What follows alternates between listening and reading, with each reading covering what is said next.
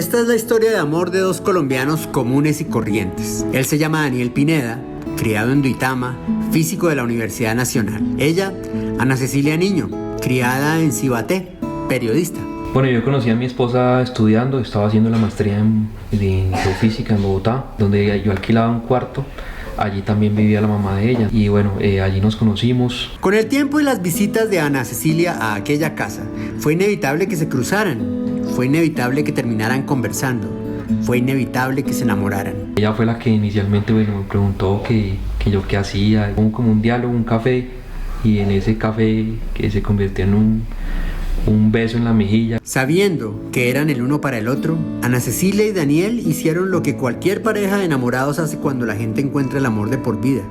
Decidieron hacer una vida juntos. Nos fuimos a vivir juntos inicialmente y se formó un hogar, una familia, tenemos la niña y la niña, yo veo que hay un ambiente muy bonito. El 22 de febrero del 2013 se casaron, se mudaron a Duitama, vivían en el hogar que empezaron a formar. Ambos trabajaban, ambos cuidaban de su pequeña hija, se tenían el uno al otro como en las mejores historias de amor. Todo marchaba según lo habían soñado, hasta que un día Ana Cecilia sintió un dolor en el tórax. Como cualquier colombiana común y corriente, Ana Cecilia fue a la EPS y después de ser atendida brevemente, le dijeron, como a muchos colombianos, que estaba bien, que solo se trataba de un espasmo muscular. 8 veces le dijeron lo mismo: usted lo que tiene es un espasmo muscular, no se queje señora, vaya, siga tomando el acetaminofén, Sudoles, y siga trabajando. Obedeció y regresaba siempre a casa con fórmulas médicas de medicamentos comunes, pero a pesar de seguir las recomendaciones, el agotamiento y los dolores no se fueron. Luego, ese dolor se convertiría en un constante cansancio del que no se reponía y que se intensificaba tanto en el pecho como en la espalda. Pasó poco tiempo para que Ana Cecilia empezara a sentirse ahogada solo con caminar algunos pasos. Y llega un momento en que ya se siente tan cansada, tan agotada, yendo a trabajar, dándole pecho a la niña, llegando a hacer las cosas de la casa, que se pone a llorar y dice: no, Daniel, yo no sé qué es lo que tengo, pero yo ya no puedo caminar, me puedo ir caminando del trabajo al bus porque ya no aguanto. En las consultas médicas de la EPS Compensar, simplemente le decían lo mismo una y otra vez. El mismo calvario de miles de colombianos comunes y corrientes. Fue entonces que su cuñado, médico de profesión, vio que el agotamiento físico de Ana Cecilia era anormal y le recomendó que se hiciera una radiografía de tórax. Fuimos, pagamos una radiografía del pulmón de ella y sale el médico que le dice: usted está enferma, ¿tiene alguna EPOC? Y ella dice: no, yo no sé qué, pues. Y le dice: porque hay algo grave acá, y es que usted tiene un derrame pleural en el pulmón izquierdo. Un derrame pleural es que el pulmón estaba lleno de líquido, ¿sí? Y casualmente un mes antes le habían hecho una radiografía, pero los médicos no se habían dado cuenta porque se habían centrado sobre el espasmo muscular que podía basarse en su escoliosis, o sea que en la columna podía haber alguna diferenciación. En principio, entonces, ¿qué pasó? Dijimos, bueno, vamos para urgencias de una vez. En urgencias entonces le dijeron: mire, usted tiene una posibilidad de que tenga tuberculosis o que tenga un mesotelioma maligno o una enfermedad grave del pulmón. Tras lidiar con la EPS Compensar para que la atendiera, realizarse una serie de exámenes médicos que incluyeron una radiografía y una biopsia muscular y permanecer hospitalizada durante unos días en la clínica Mederi de Bogotá, el 5 de septiembre del 2014 recibió por fin un diagnóstico: compromiso de la pleura pulmonar por tumor maligno de célula grande, decía el informe. En otras palabras, a Ana Cecilia le descubrieron un tipo de cáncer llamado mesotelioma. Para ese momento, su pulmón izquierdo ya estaba reducido al 2%, tenía 38 años. Nosotros nos sorprendimos y bueno, 8 días después de entrar a urgencias le dijeron: lo que tiene es un mesotelioma. La particularidad del mesotelioma con respecto a otros tipos de cáncer es que ataca la pleura, la membrana que recubre los pulmones y el tórax. Los médicos que diagnosticaron a Ana Cecilia sabían que su enfermedad es causada por una alta y constante exposición a un material maligno, el amianto o asbesto. Le preguntaron dónde vivía o había vivido a lo largo de su vida y fue entonces que Ana Cecilia descubrió el origen del dolor que la agobiaba. Durante los 17 años que vivió en Cibaté, donde pasó una infancia tranquila, plácida, feliz al lado de sus padres como cualquier colombiano común y corriente desea. Ana Cecilia se vio expuesta a las mortales microfibras que expulsaban los desechos arrojados al aire libre de la planta de fibrocemento de la empresa Eternit, dedicada a la fabricación de asbesto y ubicada en el barrio en el que creció. Conocí a Ana Cecilia niño y hablamos muchísimo, pero antes de todo, pues yo había visto las imágenes del tórax y las imágenes de la tomografía y me daban a sospechar de que podía tratarse de un mesotelioma, de modo que la experiencia que había tenido de 20 años trabajando en el tema, quise conocerla. Hablamos de todo y hablamos de su niñez y ella finalmente me comentó que había pasado su niñez cerca a la planta de Eternit colombiana. Hablamos acerca de ello, de cómo el asbesto llegaba a su barrio y cómo era esparcido en los hogares para básicamente el manejo de los pisos, paredes de las casas que estaban allí. De modo que en esa conversación logramos establecer que tenía una alta posibilidad de tratarse de un mesotelioma. El asbesto es un material hecho de fibras largas y resistentes de diferentes minerales provenientes principalmente de las rocas y el suelo. Es flexible y resistente al calor y la corrosión, y por eso, durante el siglo XIX se convirtió en uno de los materiales de construcción más utilizados y económicos, y así invadió el mundo en forma de tejados, cemento, baldosas y azulejos. Se calcula que para mediados del siglo XX, a nivel mundial se fabricaban cerca de 5 toneladas de este material al año. Se dice que desde 1899 se observaban pruebas científicas de enfermedades mortales causadas por este material. Con más precisión, el doctor inglés Montague Murray reportó el primer caso de asbestosis en un paciente de 33 años que murió por la constante exposición a ese material en una fábrica de asbesto en la que trabajaba, material que terminó por invadir sus pulmones y los de 9 de sus compañeros. Se calcula que anualmente en el mundo más de 107,000 personas mueren a causa de enfermedades relacionadas con el asbesto. Sin embargo, las regulaciones del asbesto en el mundo solo comenzaron en los años 80.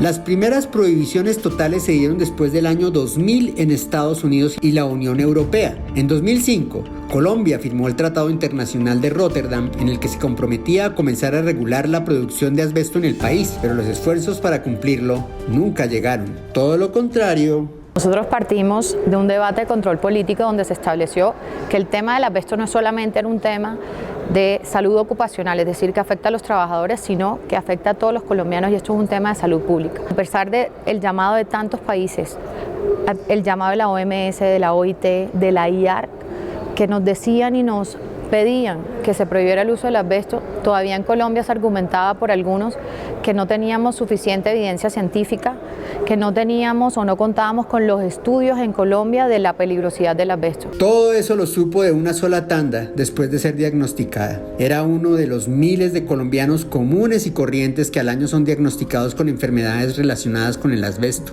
A pesar de que desde hacía más de 15 años las autoridades del país tenían conocimiento del peligro de este material, habían sido llamados a actuar y tenían en sus manos la posibilidad de disminuir tantas muertes innecesarias, una noticia devastadora, sin embargo, no fue suficiente para dejarla devastada. Me llamó la atención que era periodista, pero además de ser periodista era muy activa. A pesar de su enfermedad quería saber mucho más y quería saber qué podíamos hacer en realidad. Yo le conté de la tarea que habíamos hecho 20 años atrás, de las víctimas que habíamos tenido, de los intentos fallidos que se habían tenido en este país para la suspensión del asbesto, y ella se interesó aún más. Ya nosotros sabíamos, como teníamos idea de qué era el asbesto, creo que lo vimos en un programa de Pirri, que en algún momento hizo un especial, una alerta sobre, bueno, mire, el asbesto, y aquí nadie dice nada, aquí está pasando esto, y pasó de agache y dijo: yo quiero prohibir el asbesto en Colombia. quiero que al igual que otros países se haga lo mismo acá y evitar que a otras personas le pase lo mismo que a mí. Ana Cecilia solo tenía una idea en la cabeza. Soñaba con que algún día y pronto la suya fuera una lucha que sirviera para que Colombia fuera un país libre de asbesto. Comenzaron sin saber nada sobre activismo, leyes, derecho, constitución, fabricación de materiales de construcción, nada. No necesitaban ser expertos para darse cuenta que se enfrentaban al mayor reto al que hubieran podido medirse. Tal vez incluso más que el de la misma enfermedad. Porque en un país con uno de los niveles de corrupción política más arrasadores del planeta, ¿cómo hacen dos colombianos comunes y corrientes para cambiar la ley y cambiar la historia? ¿Cómo hace una pareja de enamorados colombianos como cualquier otra para enfrentar el peor golpe de la vida al tiempo que deben enfrentar los varillazos de una clase política que deja morir a su gente? La ausencia de un Estado que se desentiende de su deber, la falta de voluntad de los gobiernos, la indiferencia ciudadana, los intereses económicos de una industria que mueve miles de millones entre congresistas y sus abogados. Creamos lo que hoy se conoce como Colombia sin asbesto. Nosotros basamos como la razón del movimiento en lo que éramos, simples colombianos, simple colombiano de a pie, y buscamos llegar a las universidades con charlas. Empezamos pues buscando espacios para hablar, que nos permitieran hablar y contar de qué se trataba el asbesto. Entonces estudiamos de qué se trataba, qué era el asbesto, dónde estaba, cómo se explotaba. Conocer el problema ayudaba a prevenirlo. En esa estrategia inicial y en quimioterapia nos encontramos inicialmente en medios locales y aquí en el distrito, en el Canal Capital, en periódicos locales, contando la historia y llamando la atención del alto riesgo de la población a sufrir este tipo de enfermedades, pero que además de todo había un subregistro muy grande, porque había un desconocimiento de la enfermedad no solo en la población general, sino también en los trabajadores de la salud. La senadora Bleff se interesó por el tema, Daniel la contactó, Ana Cecilia, y a través de ella hicimos un programa que era para básicamente darle un sostén científico al proyecto de ley. En su exploración se dieron cuenta que el suyo no era el primer intento para lograr la prohibición del asbesto en Colombia. De hecho, ya habían pasado 5. El primero lo hizo el entonces senador Jesús Bernal Amorocho, del Polo Democrático. Su proyecto fue aprobado en primer debate, pero después fue archivado. Luego lo mismo pasó en un intento de la senadora Zulema Hattin de la U, otro de Javier Cáceres de Cambio Radical y 2 de Pedro Mudby del Partido Liberal. El intento de Ana Cecilia y Daniel para lograr su misión coincidía con un 6º proyecto de ley, esta vez presentado por la senadora Nadia Blel del Partido Conservador. Ana Cecilia era una mujer que padecía una enfermedad producto de la exposición al asbesto y sin embargo, a pesar de su condición, a pesar de que tenían algunos momentos de su vida, momentos donde se le dificultaba respirar, venía aquí al Congreso, me acompañaba a recorrer los pasillos, a tocar las puertas. Tantas caídas no eran gratuitas, había de por medio un enorme lobby en el Congreso de las principales empresas que fabricaban asbesto en el país, que a su vez contaban con abogados de prestigio en la política de Colombia, quienes representaron y defendieron a Eternit, cada uno en su momento. Alegaban cosas como, por ejemplo, que en Colombia no había pruebas suficientes ni estudios contundentes que demostraran el daño que causaba el asbesto en el país. Vale la pena recordar que más de 60 países en el mundo tienen prohibido el asbesto y empezamos a revisar y vimos cómo más de 7 proyectos habían pasado por la Comisión Séptima y se habían caído bajo un manto de invisibilidad. Era como si hubiera como una mafia o como un movimiento oculto. Y cuando Greenpeace se da cuenta, decimos como primero, esto es inaudito, esto es absurdo, está muriendo gente, 700 personas al año, pero como en Colombia no se prohíbe, todavía es muy rentable. Entonces dijimos como, ¿quiénes son los responsables? Hay que llamar las cosas por su nombre. Sería una lucha muy sufrida. Los esfuerzos de Ana Cecilia y Daniel también comenzaron por cosas tan desgastantes como tener que batallar jurídicamente contra la EPS Compensar, interponiendo una acción de tutela para que la atendieran y garantizaran su derecho a la salud, porque se negaban de todas las maneras a brindarle los tratamientos necesarios para su recuperación. Solo así, un mes después de ser diagnosticada, Ana Cecilia ingresó a la Fundación Santa Fe el 2 de octubre del 2014 para someterse a una neumopleuropericardiofrenectomía radical izquierda, una compleja cirugía en la que le extrajeron completamente el pulmón izquierdo y también la pleura, el pericardio y todos los músculos y ganglios que los rodean. Luego de las eternas jornadas de radioterapia y quimioterapia viene una insistencia de todos los días con el Ministerio de Salud para intentar tener un encuentro con el ministro y pedirle en persona que permitiera el ingreso al país de pembrolizumab, un medicamento de última generación que aún no había recibido el aval del INVIMA. Más o menos estuve 1 año y medio escribiéndole casi todos los días al ministro de Salud vía Twitter, porque sabía que Twitter era una herramienta necesaria, y pues yo busqué esa cita, no la dieron. Nos reunimos con el ministro y de esa cita salió un acta donde no el ministro, sino el ministerio se comprometía a prohibir, a buscar la prohibición del asbesto. Para ese momento, Daniel y Ana Cecilia ya habían podido consolidar el inicio de su fundación Colombia Sin Asbesto y habían logrado agrupar a algunas miles de personas a su causa por medio de grupos de Facebook, páginas de internet, ONGs, apariciones en medios de comunicación y encuentros con otras comunidades y personas que pasaban por situaciones similares a la suya o que compartían su idea de tener un país mejor y con un aire que no los matara. Entonces vino un nuevo intento para llevar ante el Congreso de la República el proyecto de ley de la senadora Bledy. Yo empecé a armar un grupo en WhatsApp de esas personas. Yo lo que hacía era contar como la dinámica de nuestra sencilla, lo que vivimos, y eso fue sumando más personas, sumando porque finalmente nos identificamos y logramos que muchos colombianos se identificaran con 2 personas de a pie. Aquel 7 de junio del 2016, ante la mirada del Capitolio Nacional, que la contemplaba junto a su esposo, cruzada de brazos en un costado del recinto a la espera de una respuesta seria y un debate con altura sobre una ley urgente en el país, después de casi 2 años en los que pasó por más de 30 quimioterapias y 18 radioterapias, después de lidiar en salas de espera de hospitales y salas de espera de entidades gubernamentales, faltándole un pulmón, Ana Cecilia vivía uno de sus peores momentos, peor incluso que el del diagnóstico que le cambió la vida. Fue el momento en el que el Congreso de la República de Colombia nuevamente hundía un proyecto de ley para la prohibición del asbesto en Colombia. 0 e iban 6. Mientras tanto, en el país seguían registrándose más de 300 muertes anuales por enfermedades causadas por el contacto con el asbesto. Eso fue muy duro, porque aquí lo que buscamos en este proyecto es salvar vidas. Uno no entiende, uno no comprende cómo alguien se puede oponer a un proyecto que busca mejorar la calidad de vida de los colombianos, garantizar la salud, pero sobre todo proteger la vida, que es lo más sagrado. Luego de aquel golpe bajo, vinieron días difíciles. Los medicamentos nunca llegaron, la salud física y mental de Ana Cecilia empeoraba. 6 meses después, el domingo 8 de enero del 2017, en la sala de su casa y en compañía de los suyos, que siempre estuvieron a su lado, Ana Cecilia Niños respiró por última vez. Murió sin ver una Colombia sin asbesto. Tenía 42 años. Y ella tenía algo que incluso el día anterior de morirse, nos dijo: bueno, yo quiero que ustedes sean felices y que intenten siempre hacerlo mejor.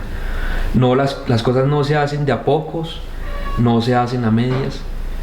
Si uno va a hacer algo, si uno va a hacer un intento, tiene que siempre hacer su mejor intento. Y eso fue lo que hice, pues, todos esos años que estuvimos ahí. Daniel Pineda, su compañero de vida y lucha, se empeñó en cumplir las 2 únicas cosas que Ana Cecilia le pidió antes de morir: ser feliz con su hija y no tirar la toalla en la lucha contra el asbesto en Colombia. Para ese momento, tanto el 6º hundimiento del proyecto de ley ante el Congreso como la muerte de Ana Cecilia, junto a las diligencias de Daniel, que no tuvieron pausa en esos 3 años, lograron que su mensaje llegara a niveles impensados hasta encontrar un aliado internacional tan importante como Greenpeace. Después de que muere Ana, escribo como vía interna a Greenpeace y me comentan que, yo les comento: bueno, mire, tenemos esta petición en Change, y yo la llamé inmediatamente, le dije: Silvia, necesitamos que Greenpeace nos apoye en esto. Cuando iniciamos la campaña también tuvimos mucha precaución, porque claramente ninguno de las personas que trabajaba en Greenpeace era experto en el asbesto. Y ahí un papel fundamental fue la Clínica de Medio Ambiente y de Salud Pública de la Universidad de los Andes. Ellos, por ejemplo, lograron sacar a flote investigaciones que demostraban, por ejemplo, que había ministerios o había políticos que obligaban en los pliegos de contratación, por ejemplo, de viviendas de interés social, teníamos copias de los contratos que decían: los contratistas deben comprar tejas de fibrocemento con asbesto de Eternit. O sea, ahí empezamos a darnos cuenta que había una coalición muy importante entre el gobierno y la industria. Para octubre del 2017, nuevamente la senadora Blel llevaba el proyecto de ley para prohibir el uso del asbesto en Colombia ante el Congreso, y esta vez con nombre propio. Este año era el proyecto de ley Ana Cecilia Niño. Fue aprobado en primer debate por unanimidad. Un año después de la muerte de Ana Cecilia, ya en 2018, la red de esfuerzos, personas e instituciones que querían una Colombia sin asbesto llegaba a una versión recargada, dispuesta a hacerse escuchar a como diera lugar. Sin embargo, desde el último debate, el Congreso no había vuelto a inmutarse en hablar del tema. Entonces vinieron los días de protesta. Claro, nosotros no teníamos el poder, por ejemplo, para enfrentar o decirle, nosotros enfrentamos el asbesto como tal, para no meternos con las empresas porque sabíamos que tenían muchísimo poder. Pero una vez llega Greenpeace, dicen, listo, nosotros vamos a hacer ese trabajo. Casi como un operativo de la más minuciosa inteligencia militar, con equipos y voluntarios de Colombia y Latinoamérica, Greenpeace preparó durante más de 3 meses un estratégico plan para dar uno de sus golpes más certeros, haciéndolo lo mejor que saben hacer, protestar. Y ahí fue la primera vez que salimos, hicimos una sala de emergencias al frente de las oficinas de Eternit, donde habían pues 20 camillas con personas que no podían respirar, y decía claramente: Eternit enferma a Colombia, Colombia sin asbesto. Y ahí empezamos a presionar a Eternit, y de ahí en adelante pues se vino todo, pues casi 2 años. Fue muy dramático el tema porque se juntó con las elecciones, entonces el Congreso estaba como cooptado por campañas presidenciales y nadie nos paraba bolas. Al ver que el Congreso de la República insistía en no reabrir el debate sobre el tema, procedieron a ejecutar el plan. Así fue como, entre otras protestas y manifestaciones, después de días estudiando lugares estratégicos en los que pudieran hacer su mayor grito de indignación, se encontraron con el puente de la Avenida Roja sobre la Avenida El Dorado.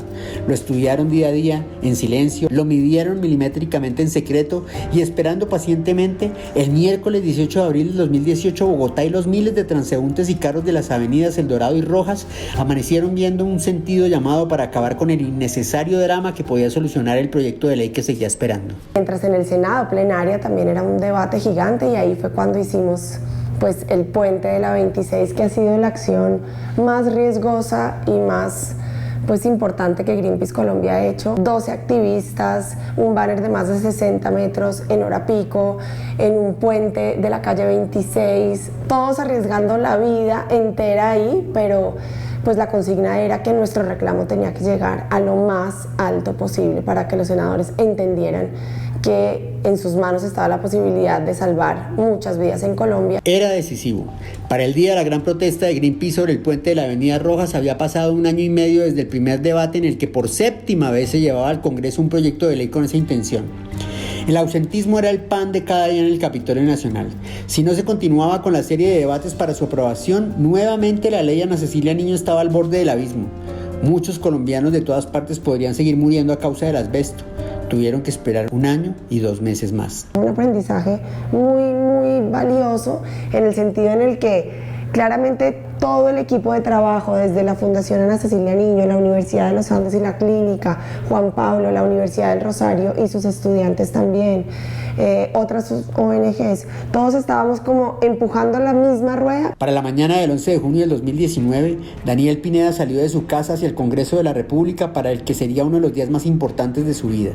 Aquel día se daría el 4º y último debate para decidir si la ley Ana Cecilia Niño, el proyecto para el que se habían unido más de 200.000 personas de la nada durante los últimos 5 años, que había sido el mayor anhelo de su esposa en sus últimos días, el sentido mismo y vigente de su vida, se convertía en realidad.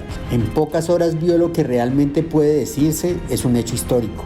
Después de 7 intentos durante 12 años, Daniel Pineda miraba cómo se aprobaba con unanimidad sin precedentes la ley Ana Cecilia Niño, que prohíbe el uso del asbesto en Colombia.